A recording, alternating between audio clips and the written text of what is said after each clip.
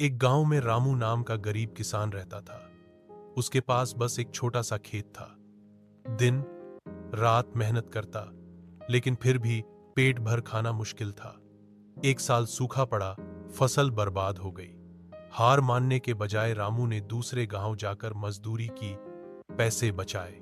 ठीक है, यहां मैं तुम्हें 200-300 शब्दों में किसान काम करता हुआ का वर्णन दे रहा हूं। सुबह का समय है, सूरज की लालिमा धीरे धीरे फैल रही है और खेतों में ठंडी हवा बह रही है। एक किसान अपने खेत की ओर जाता है, सिर पर पगड़ी, कंधे पर हल और हाथ में बीज की थैली लिए वह अपनी मेहनत की दुनिया में प्रवेश करता है। खेत की मिट्टी को छूते ही उसके चेहरे पर संतोष छलकता है, मानो यह उसकी जीवन रेखा हो। वह हल बैल से जोड़कर खेत को जोतना शुरू करता है। बैल आगे आगे चलते हैं और किसान उनके पीछे पीछे चलता है।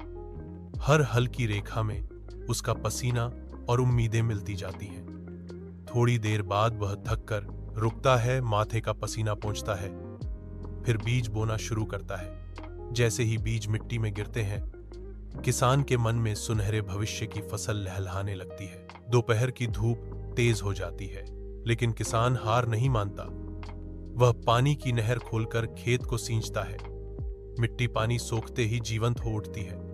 खेत में हरियाली की कल्पना उसे नई ताकत देती है। शाम को जब सूरज ढलने लगता है, किसान थका हुआ जरूर होता है, पर उसका मन संतुष्ट होता है। खेत की ओर देखते हुए उसके चेहरे पर मुस्कान होती है, क्योंकि वही खेत उसके परिवार का सहारा है।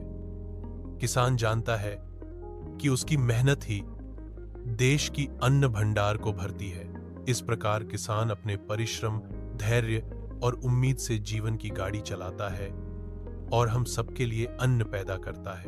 क्या आप चाहोगे